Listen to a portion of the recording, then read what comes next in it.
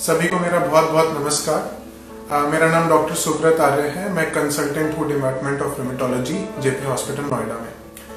आज मैं आपसे बात करने के लिए आया हूँ कोविड-19 और रूमेटोलॉजी के बारे में, यानी कि कोविड-19 और रूमेटोलॉजी से रिलेटेड मरीजों के ऊपर कोविड का क्या असर होता है और हमें उसके लिए क्या करना चाहिए।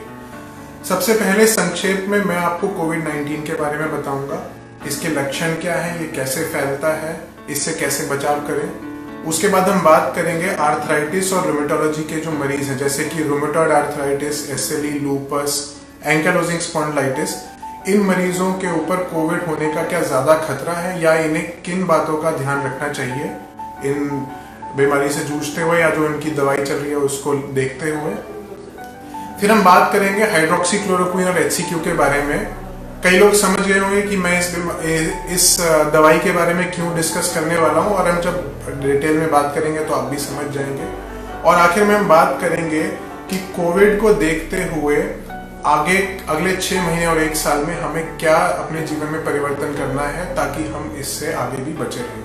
कोविड-19 का फुल फॉर्म है कोरोना वायरस डिजीज 2019, और जो वायरस ये बीमारी करता है उसका नाम है SARS-CoV-2। SARS-CoV-2 जो वायरस है बेसिकली एक प्रकार का वायरस है जो कि हमारे फेफड़े और जो गला है वहां पर इन्फेक्शन करके वहां फैलता है। जो वायरस होते हैं वो बहुत ही सूक्ष्म जीव होते हैं, उनको आप नॉर्मल माइक्रोस्कोप के थ्रू नहीं देख सकते, उसके लिए स्पेशल माइक्रोस्कोप की जरूरत होती है।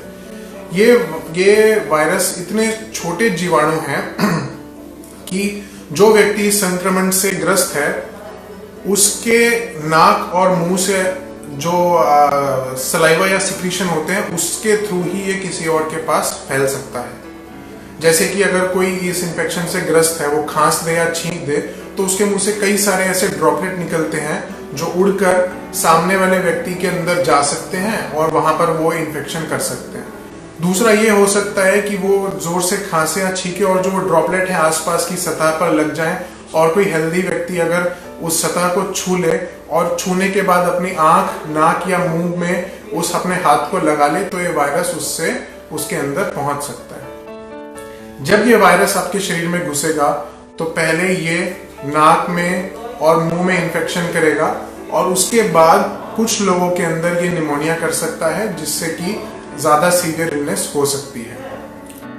तो ज्यादातर लोग इस बीमारी से जब भी ग्रस्त होंगे तो 80 से 85% लोग ऐसे होंगे जिनको हल्का फुल्का बुखार, खांसी, सर दर्द, कुछ लोग ऐसे होंगे जिनको सूंघने की शक्ति कम होना, ये सब हो सकता है, और आराम से बिना कोई ट्रीटमेंट के सिर्फ सेल्फ आइसोलेशन करके वो रिकवर हो जाएंगे।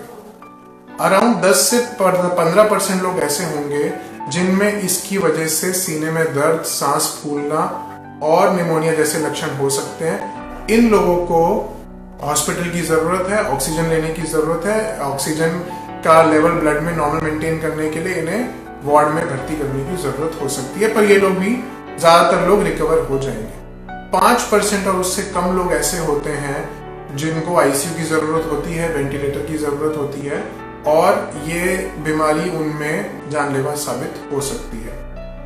पर ये जो 5% जिनमें बीमारी ज्यादा है वो लोग हैं जिनकी उम्र ज्यादा है, वो ज्यादा रिस्क पे हैं, जिनको क्रॉनिक बीमारियां हैं जैसे कि डायबिटीज, हाइपरटेंशन या किडनी की कोई प्रॉब्लम है, उनको ये कॉम्प्लिकेशन होने का रिस्क ज्यादा है। अब जैसे मैंने आपको बताया कि ये एक व्यक्ति से दूसरे व्यक्ति में कैसे फैलेगा, तो इसी को ध्यान में रखते हुए हमें ये समझना है कि हम इसको फैलने से कैसे रोक सकते हैं। जैसे मैंने आपको बोला कि अगर कोई व्यक्ति इस इन्फेक्शन से ग्रस्त है, वो खांसता है, छींकता है और उसके मुंह से वो ड्रॉपलेट निकलते हैं, वो ड्रॉपलेट स्टडीज में देखा गया कि आमतौर पे 3 से 6 फीट दूर तक जाते हैं। तो अगर आप सोशल डिस्टेंसिंग मेंटेन करेंगे दो व्यक्तियों के बीच में, अगर आप 6 फीट या उससे ज्यादा का अंतर रखेंगे तो आपको किसी और से ये वायरस लगने का चांस काफी कम है। दूसरी सबसे इंपॉर्टेंट चीज है मास्क पहने।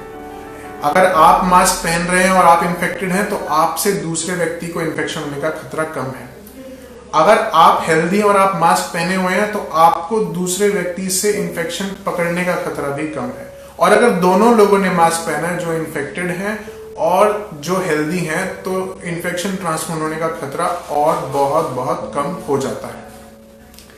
तीसरी सबसे इंपॉर्टेंट चीज है बार बार हाथ धोना या अल्कोहल युक्त हैंड सैनिटाइजर का इस्तेमाल करना। अब ये जैसे मैंने आपको बताया कि अगर आप कोई चीज छूते हैं जहां पर कोरोना वायरस प्रेजेंट है, लगा हुआ है, और आप अपने आंख, नाक या मुंह में हाथ लगाते हैं तो वो वायरस आपके अंदर घुस सकता है। तो इसी से हम समझ सकते हैं कि अगर हम हाथ बार बार धोएंगे, हाथ अच्छे से धोएंगे, क्लीन करेंगे, तो ये वायरस हमारे जो हाथों में है वहीं पे मर जाएगा, हमारे अंदर ये नहीं आ पाएगा। और चौथी सबसे इंपॉर्टेंट चीज है अपने आंखों, नाक और मुंह पर हाथ ना लगाएं। आप आंखें, मुंह और हाथ, जो आंखें हैं, नाक है और मुंह है, ये तीन चीज ही है जहां से वायरस हमारे शरीर में घुस सकता है। ये वायरस हमारी चमड़ी से हमारे शरीर में नहीं घुस सकता।